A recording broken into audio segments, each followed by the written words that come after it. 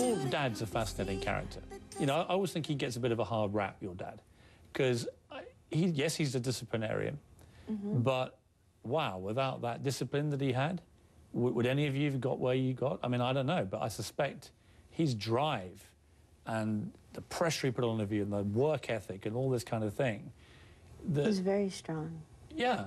I mean, would you say, when you look back on your relationship with your father, is he predominantly a good man, do you think? How would you position him? I think my father means well.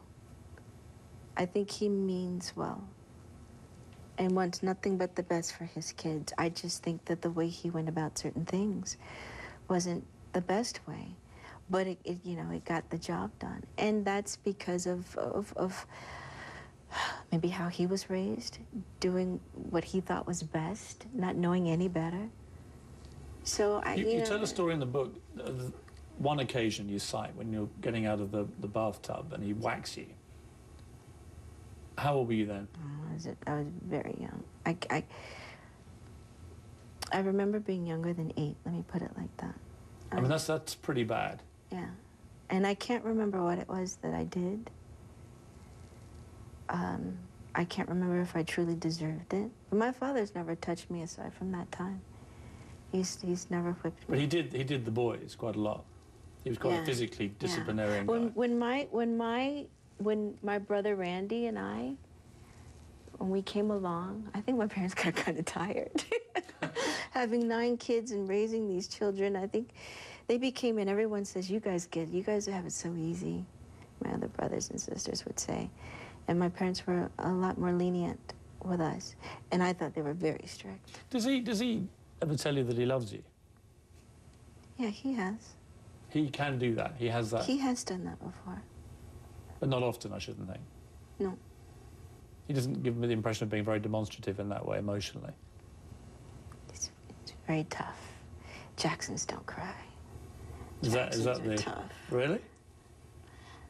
You do though, don't you? Of course I You're cry. quite emotional. Are you kidding me? Yeah, I cry. Everybody cries. How do you get on with him now? Honestly. Well, you think I'm going to sit here and lie to you? Maybe. That's wrong. We don't speak that much. When did you last talk to him? Honestly, it's not often. Not... Weeks? Months? It's been... Oh, no. It has been months, not like that. A few weeks ago. Do you feel sad about that? Do you feel sad you don't have a relationship with him that is better? Not anymore. I used to. It would have been nice. I would go over a friend's house when Mother would let me go. And I'd see my friends, the relationship with their father.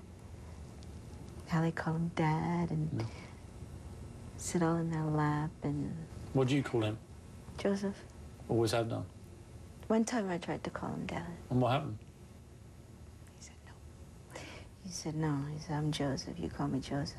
I'm Joseph to you. So your father tells you one time, you don't do it again. So I've always called him Joseph. Sad, isn't it? Yeah, it is. I mean, I wish our relationship was different, but I know that he loves me. In his weird, strange way. That's exactly what it is. There's no question about it. I know that he loves me, and he's told me before. It's, you know,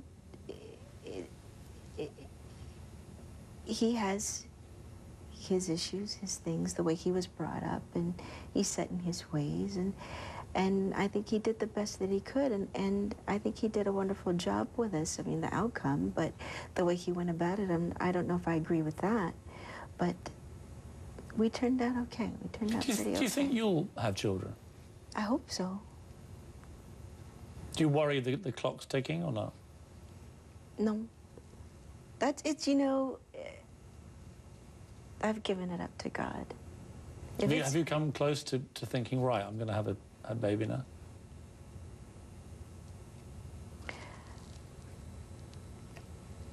I never really thought about having children until I got with Jermaine Dupri when he and I were together. Mm. That was the first time I really wanted to have children. I felt, I felt comfortable in the relationship at that time.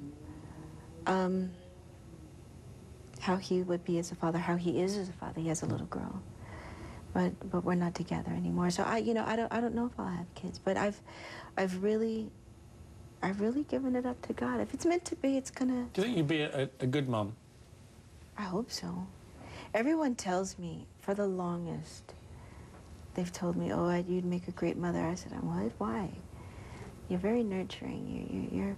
You're very mothering. You take care of people all the time, and yada yada yada." So I don't know. What would you do differently if you had a child to the way your father treated you? A lot of attention, a lot of love, spend a lot of time. I let them know how much I love them all the time. They'd know. Wouldn't have to wonder, guess. When we come back, the saddest moment of Janet's life, losing Michael. Are you able now to think about with happy memories? Have you got to that stage yet? Trust in me. Though your heart is aching, smile, even though it's breaking. When your brother did the Charlie Chaplin smile routine at the memorial for Michael, My brother Jermaine. yeah, Yes. it seemed completely appropriate to anyone that knew him, because that's what I remember about Michael, was this amazing smile he had, apart from the genius talent. You know, I still say to people, I saw him in Paris in the early 90s. I have never seen a concert like it in my life. Wonderful performer. I mean, incredible performer. But he had this amazing smile. Do you feel he's still with you? Do you feel he smiles down on you? Yes. A day doesn't go by where I don't think about him. Not one day. That goes for the rest of my brothers and sisters. We've spoken about it. Some of the most touching stuff in the book is about you and Michael when you were very young. Really like those passages, because it's kind of like you were looking after each other's backs a bit. You know, you each had each other, and yet the teasing was relentless, and he could be very naughty with you, but he always kind of knew you were there for him. I feel that he did. I hope so. We never talked about that, but, well, I feel like it's part of my job as a little sister, to have my back, to have the back of my brothers and sisters. What was he like as a little chap? The kid? Yeah. I heard he was bad. I did. As a little kid, because, I mean, obviously I heard he used to pranks, tease people all the time. But he was a good kid, though. And when you came along and you became his back watcher, and you both got a little bit older each time, how did your relationship evolve? We were very close. Mike and I were very close. We used to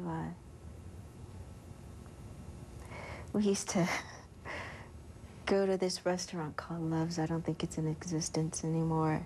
And we used to get a ton of dinners. And we'd drive around in the car looking for homeless people to give them to. Did you? Mm-hmm, we did it. We used to do it all the time. And just give them food. And one guy threw it at us. I don't need your stinking food. He threw. I was like, Mike, let's get out of here. I can imagine you handling that okay, but I'd imagine Michael probably freaked when that happened. Well, no, he was driving, and I'm the one that's passing out the food. We got out of there, though. But, yeah, that's the only time we were ever any sort of rejection. But. And are you able now, because enough time has passed, the terrible grief you must have felt at the time, are you able now to think about with happy memories? Have you got to that stage yet? Mm-hmm. What do you think about? About passing out the dinners to the homeless. Yeah. About taking care of the animals when we were kids, about some of the talks that we had, things like that. What was it, for those who didn't know him, what was he like? What were the misconceptions of Michael, do you think? He's very sweet, very gentle, incredibly smart. Always about love.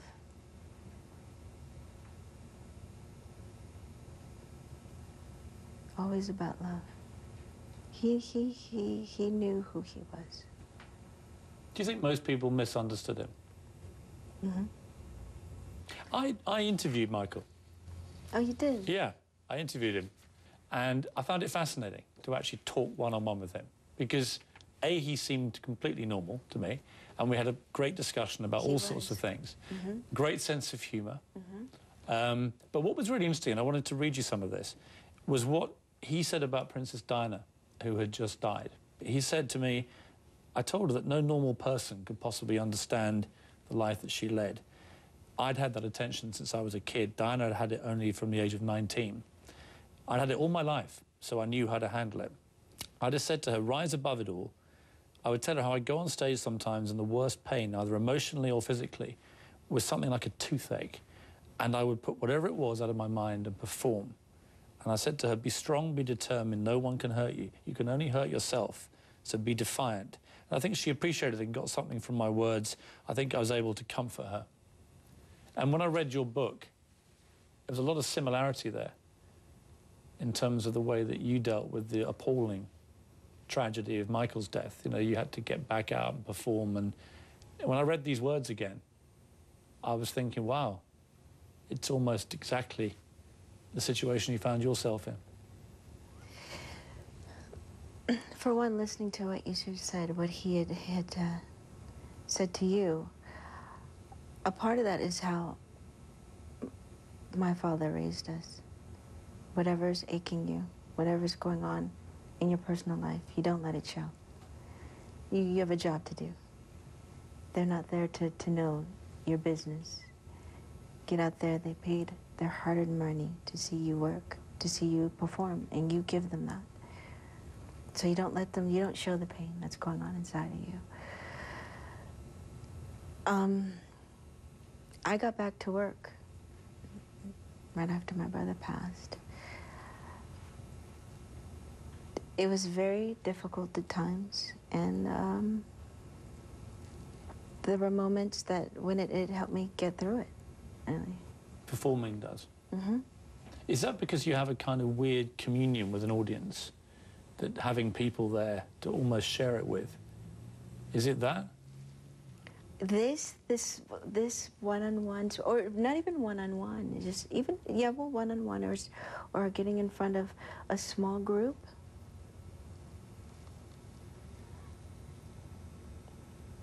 That's difficult for me. But 80,000 people on a stage is a different thing. No-brainer. Isn't that weird? It is weird. Isn't that crazy? I mean, I don't know what that's like, because I've never done that. And here's another one that's kind of crazy.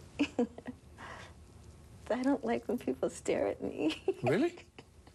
Oh dear, I'll be staring at you for about half an hour. Well, it's like I'm in the wrong profession. I'm in the wrong business. It's like, gosh, I You don't like being looked at? Uh-uh.